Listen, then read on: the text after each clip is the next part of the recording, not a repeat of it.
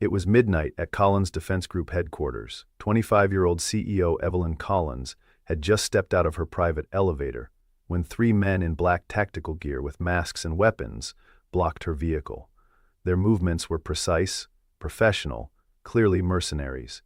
They forced her from the car, zip-tied her wrists, and covered her eyes with a hood.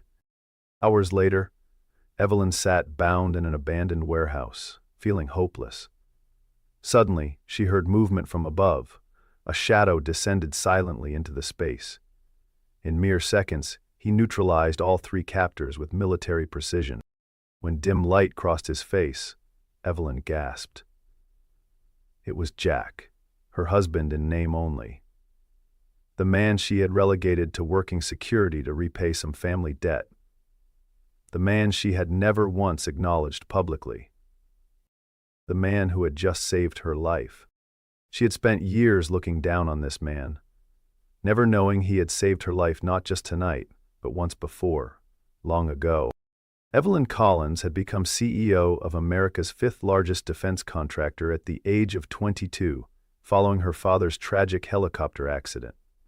Robert Collins had built the empire from nothing, transforming a small engineering firm into a behemoth that supplied critical technology to the Pentagon and NATO allies. In boardrooms filled with military contractors twice her age, Evelyn fought to prove herself worthy of her position. She earned a reputation for being brilliant but cold, a woman who had sacrificed warmth for respect in a male-dominated industry. Her staff called her Ice Queen behind her back, though none questioned her competence or dedication. What they didn't see were the sleepless nights, the weight of decisions that affected national security, and the profound loneliness that accompanied her position. Beneath her tailored suits and perfect composure was a woman haunted by her father's final request, a deathbed promise she had reluctantly fulfilled. "Marry Jack Dawson," her father had whispered, clutching her hand with his remaining strength. "Our family owes him a life debt. This is how you repay it." She had agreed, not out of love or even understanding, but out of obligation. The marriage was nothing more than paperwork, a legal arrangement she had kept strictly private. Not a single photo of the ceremony existed. She had never moved into his apartment, never introduced him to her social circle, never acknowledged him when they passed in the company hallways. To Evelyn, Jack was simply an inconvenient obligation, a relic of some mysterious past her father had never fully explained. She had generously offered him a security position at the lowest level of her company, considering this sufficient payment for whatever debt her father believed they owed. Jack Dawson lived in the shadows of his own life. At 36, his body still maintained the disciplined strength of his military years, but his eyes carried the weight of someone who had seen too much. His apartment in a modest neighborhood across town was sparsely furnished, a place to sleep rather than a home. Few knew that Master Sergeant Jack Dawson had once been among the elite of the elite, a Delta Force operator with a decorated service record that remained mostly classified. His team had conducted operations in 14 countries, neutralizing threats before they ever reached American soil, until Kandahar, the mission that haunted his dreams. 4 hostages, aid workers, had died because of a judgment call he had made. The official report absolved him of wrongdoing, citing impossible circumstances and conflicting intelligence. But Jack knew the truth. He had hesitated for 1.4 seconds at a critical moment, and 4 innocent lives had been the cost. He left the military shortly after, carrying his guilt like armor. When Robert Collins, an old military contact, offered him a chance to start over through an arrangement with his daughter, Jack had accepted, not out of desire, but from a lack of alternatives. Now he patrolled the lower floors of Collins Defense Group, watching from a distance as Evelyn built her empire. He endured the sidelong glances of executives who wondered why a man of his obvious capability remained in such a menial position. He absorbed Evelyn's casual disdain without complaint. It was, he believed, a fitting penance. The ride back to the city was silent. Jack drove with military precision, his eyes constantly scanning for threats. Evelyn sat in the passenger seat, trying to reconcile the man beside her with the efficient predator she had witnessed in the warehouse. You should go to a hospital, Jack finally said, his voice flat. I'm fine, she replied automatically, though her wrists were raw from the restraints. They may have drugged you. Standard procedure. You would know about standard procedure for kidnappings because… She couldn't keep the accusation from her voice. Jack's jaw tightened, but he said nothing. Pull over, Evelyn demanded suddenly. To her surprise, he complied without question, guiding the car to the shoulder of the empty highway. Who are you? She asked, turning to face him fully. And don't give me that security guard nonsense. I saw what you did back there. That wasn't mall cop training. The silence stretched between them, broken only by the rhythmic clicking of the hazard lights. I'm exactly who your father said I was, Jack finally answered. Someone who owed him. Now, I'm repaying that debt by keeping you safe. That's not an answer. It's the only one you're getting tonight. His tone made it clear the discussion was over. You need rest and probably a medical evaluation. We can talk tomorrow. She wanted to argue but found herself too exhausted. The adrenaline was wearing off, leaving her body heavy with fatigue. The next morning, Evelyn canceled all her meetings. Instead of going to the office, she found herself parked outside Jack's apartment building in a nondescript rental car. The neighborhood was working class, neat but weathered, a far cry from her penthouse overlooking the river. She waited 3 hours before curiosity overcame her pride. The building had no doorman, no security system worth mentioning. His apartment was on the 3rd floor, 3C. The lock was surprisingly sophisticated, but the credit card trick she'd learned in college still worked. The door swung open to reveal a space that told her more about her husband than 3 years of coexistence ever had. The apartment was Spartan, but not unlived in. A worn leather couch faced a modestly sized television. A bookshelf held volumes on military history, international relations, and surprisingly, classic literature. Hemingway, Dostoevsky, Conrad. What caught her attention, however, was the wall beside his bed. Photos were arranged in a precise grid, men in combat gear, arms around each other's shoulders, their faces young but their eyes old. In some, Jack stood among them, looking more alive than she had ever seen him. On his bedside table sat a worn leather case.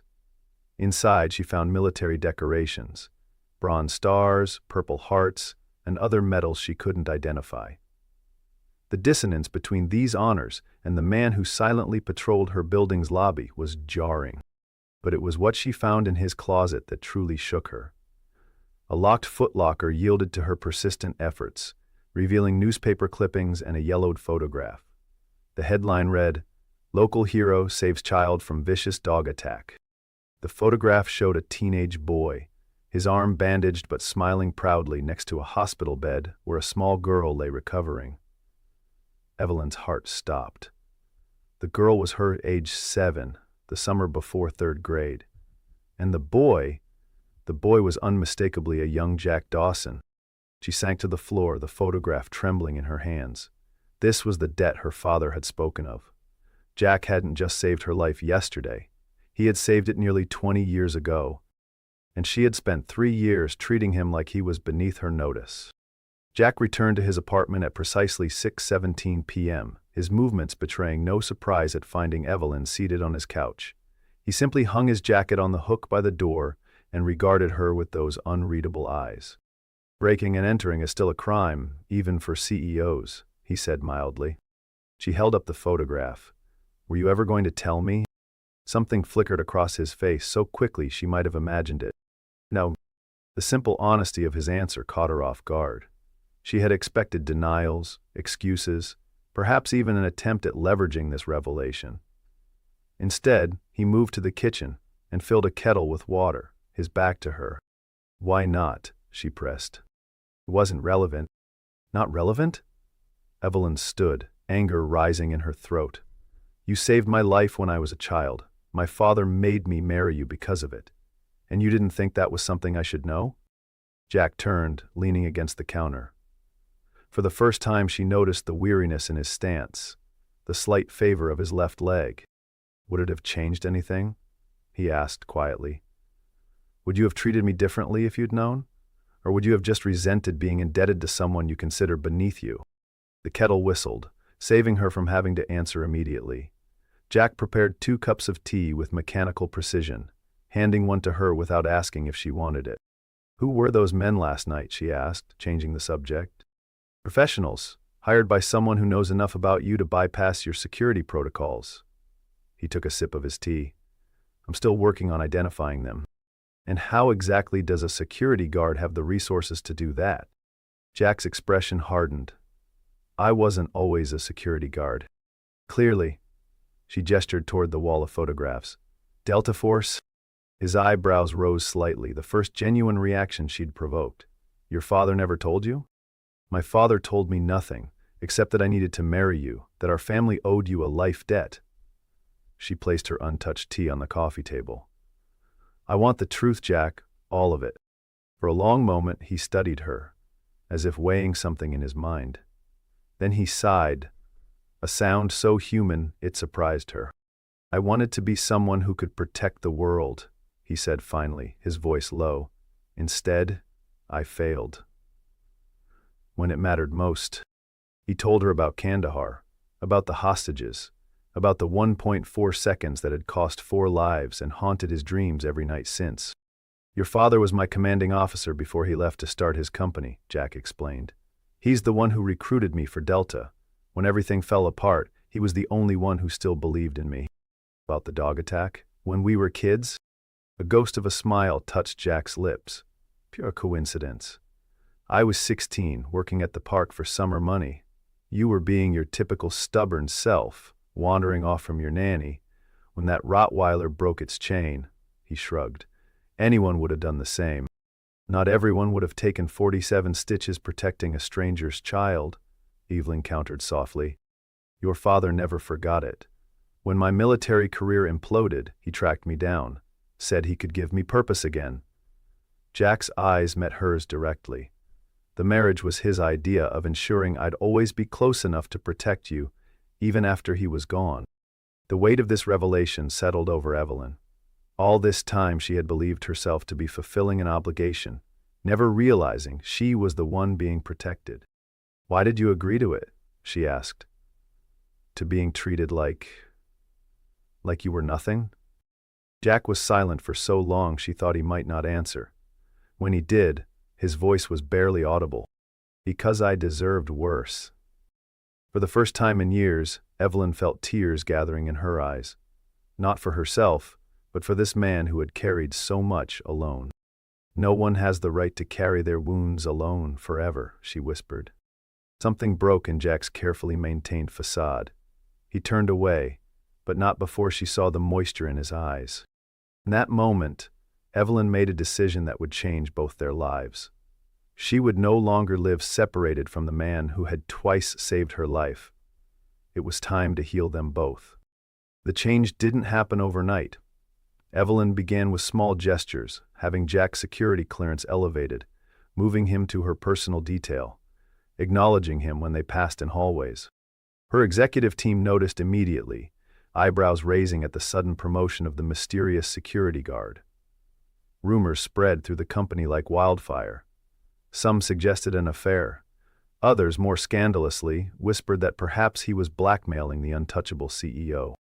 None suspected the truth. 2 weeks after the kidnapping, Evelyn arrived at Jack's apartment with 2 suitcases. "What's this?" he asked, blocking the doorway. "I'm moving in," she stated matter-of-factly. When he didn't respond, she added, "We are legally married, after all." "Evelyn, I'm not asking permission, Jack." For the first time since she'd known him, Jack looked genuinely uncertain. "Why?"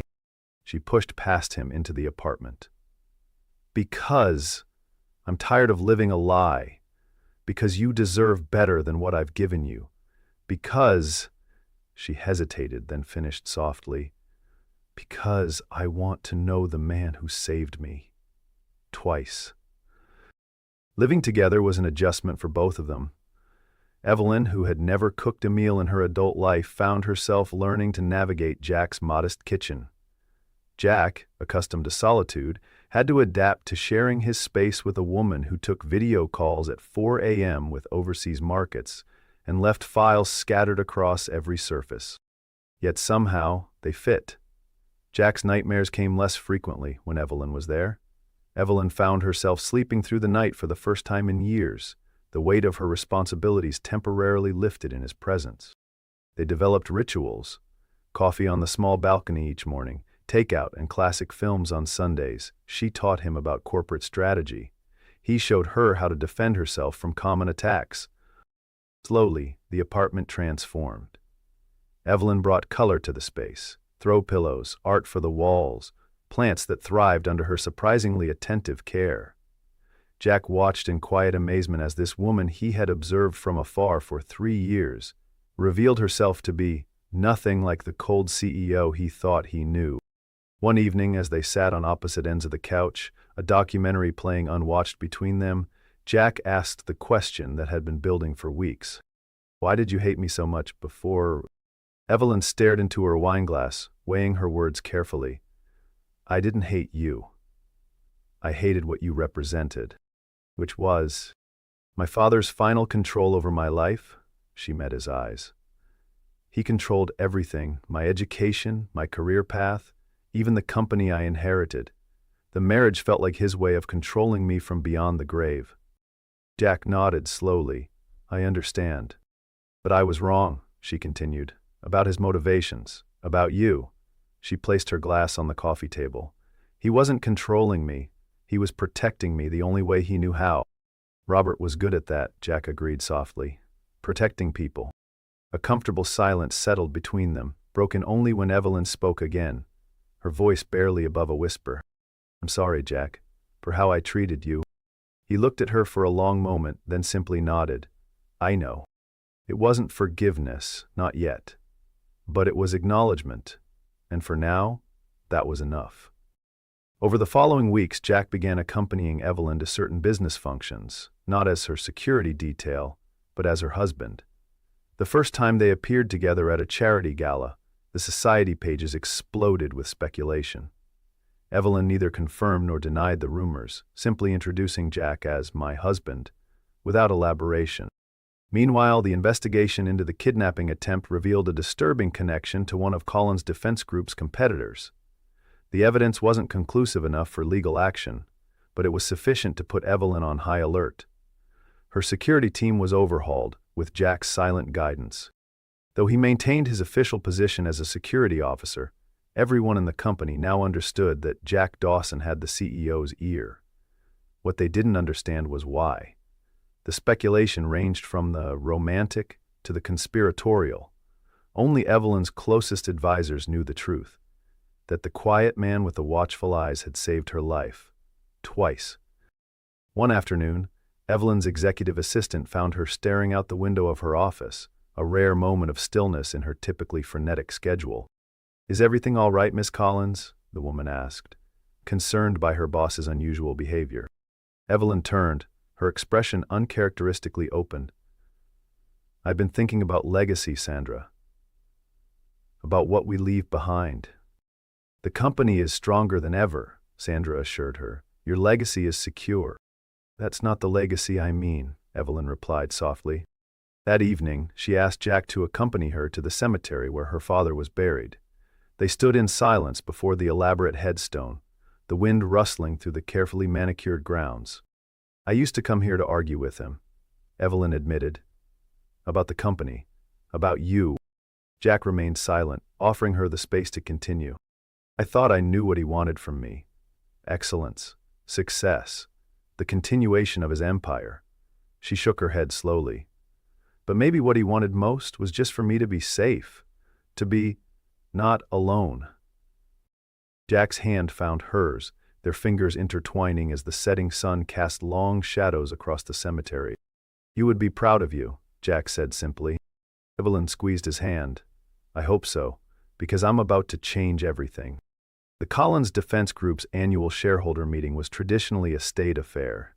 Financial reports, project updates, polite applause. This year, however, the atmosphere hummed with anticipation.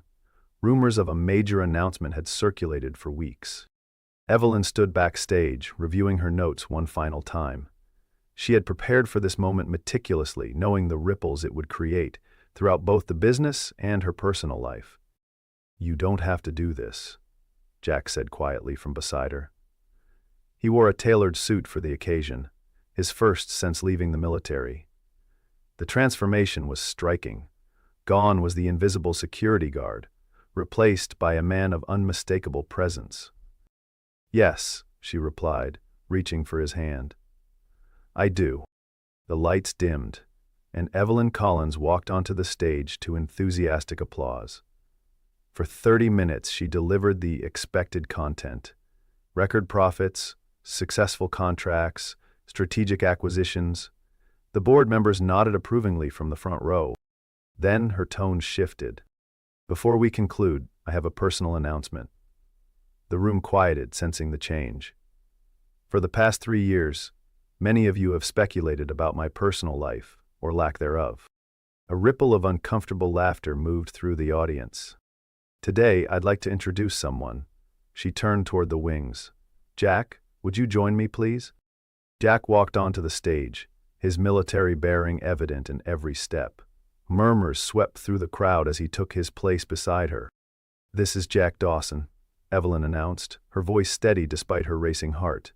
"My husband." The murmurs grew louder. Camera flashes popped from the press section. "Many of you have seen him before, patrolling our lobbies as a security guard. What you didn't know, what I didn't fully appreciate until recently, is that Jack Dawson is not just my husband on paper. He is the man who has saved my life. Not once, but twice." She recounted the childhood incident, then, in carefully vague terms, the recent kidnapping. With each word, the audience grew more rapt. "Jack is a decorated former Delta Force operator who left the military after a mission went tragically wrong. My father, recognizing both his valor and his pain, brought him into our family." Evelyn turned to face Jack directly. "I stand before you all today to publicly acknowledge a shameful truth. I have treated this man, this hero, with contempt and dismissal. I relegated him to the shadows out of my own pride and misunderstanding." A hush fell over the room. This level of vulnerability from the famously composed CEO was unprecedented. "Today, I publicly apologize to my husband. Jack, I am sorry for my arrogance, my disrespect, and my failure to honor not just our marriage, but your inherent dignity as a human being who has sacrificed more than most of us can imagine." Jack's expression remained carefully neutral, but those closest to the stage could see the emotion in his eyes. A reporter called out from the press section, "Mr. Dawson, do you forgive her?" All eyes turned to Jack. For a man who had spent years avoiding attention, the spotlight was clearly uncomfortable. Yet when he spoke, his voice carried effortlessly through the room. "I never blamed her," he said simply. The simplicity and grace of his response broke something in the atmosphere. Applause erupted, tentative at first, then building to a thunderous ovation as Evelyn reached for Jack's hand and, in full view of shareholders, board members, and press, raised it to her lips in a gesture of profound respect. As the applause continued, Evelyn returned to the microphone. "In honor of my husband's service and the service of thousands like him who return from war carrying invisible wounds, I am proud to announce the formation of the Second Guard Foundation." She outlined her vision: a comprehensive program to support veterans struggling with PTSD, offering everything from therapy to job placement. The foundation would be funded initially with $20 million from her personal fortune. "Jack will serve as the foundation's executive director," she continued, bringing his first-hand understanding of the challenges veterans face to every aspect of our work. The announcement sent another wave of surprise through the audience. The press corps frantically scribbled notes. The board members exchanged glances, clearly processing the implications of their CEO's very public personal transformation. As they left the stage hand in hand, Jack leaned close to whisper in her ear, "You realize the tabloids will have a field day with this." Evelyn smiled, a genuine expression that transformed her usually serious face. "Let them. I'm done hiding what matters." In the months that followed, Evelyn Collins Dawson, as she now preferred to be called professionally, made changes that shocked both the business world and those who thought they knew her. She sold her Riverside penthouse. The proceeds, along with a significant portion of her personal fortune, went to expanding the Second Guard Foundation's reach. She and Jack moved into a modest brownstone near a community center in one of the city's struggling neighborhoods. The center had been on the verge of closure when Jack quietly approached its director with an offer. He would volunteer teaching self-defense classes to local youth if they could provide the space. What began as a small program with 3 reluctant teenagers quickly grew. Jack's patient instruction style and obvious expertise drew more children each week. Parents, who initially viewed the former soldier with suspicion, soon became his strongest advocates. For the first time in years, Jack found himself looking forward to each day. The weight of Kandahar didn't disappear. He knew it never would. But it became more bearable as he watched his students grow in confidence and skill. When one particularly troubled teen confided that Jack's classes had given him an alternative to joining a local gang, Jack felt something he had long thought lost: purpose. Evelyn, meanwhile, brought her business acumen to bear on the foundation. She leveraged her contacts throughout the defense industry to create job placement programs specifically designed for veterans with specialized skills. Companies that wanted contracts with Collins Defense Group quickly learned that hiring Second Guard graduates was an unwritten prerequisite. She still ran her father's company with the same brilliance and determination. But the Ice Queen moniker faded as she revealed more of her authentic self to the world. Her quarterly earnings calls now included updates on the foundation's work. The press began to speak of her as a model of corporate social responsibility, rather than just another cutthroat CEO. Their home became something neither had experienced before: a true sanctuary. Jack's military precision melded with Evelyn's eye for beauty. The bookshelves now held both his classics and her business texts, interspersed with photographs of their growing extended family of veterans and neighborhood children. They never spoke of love directly, neither of them comfortable with grand declarations, but it existed in the small moments, in the way Jack always rose before dawn to make coffee exactly as she preferred it, in how Evelyn had memorized the subtle signs of his approaching nightmares and knew precisely when to wake him, in their synchronized movements as they navigated their shared spaces. One evening, as winter settled over the city, they sat on their small porch despite the cold. Evelyn wrapped in a blanket, Jack seemingly impervious to the temperature. "Do you ever think about what would have happened," she asked suddenly, "if those men hadn't taken me that night?" Jack considered the question with his usual thoroughness. "We would have continued as we were, you building your empire, me watching from the shadows. Both of us alone," she added softly. He nodded, his breath visible in the cold air. "Both of us alone." They fell silent, watching as the first snowflakes of the season began to drift down from the night sky. "Thank you," Evelyn said finally, "not just for saving me, for giving me the chance to become this." Jack's hand found hers beneath the blanket. "And what is this?" She smiled, a genuine expression that still surprised him when he saw it.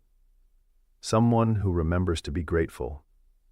Someone who knows that the most important things aren't in boardrooms or bank accounts." The next morning, Jack taught his usual Saturday class at the community center. 20 children of various ages now attended regularly, many from families who couldn't afford formal martial arts training. Evelyn arrived near the end of the session, carrying containers of homemade snacks, another skill she had painstakingly developed over recent months. As she set up the food table, one of the younger girls, a recent addition to the program, approached her curiously. "Are you Mr. Jack's boss?" the child asked, eyeing Evelyn's still elegant clothes despite their simpler style. Evelyn smiled, watching as Jack demonstrated a gentle wrist escape to a circle of attentive children. "No," she replied softly. "I used to be someone who needed saving. Now, I choose to live with gratitude."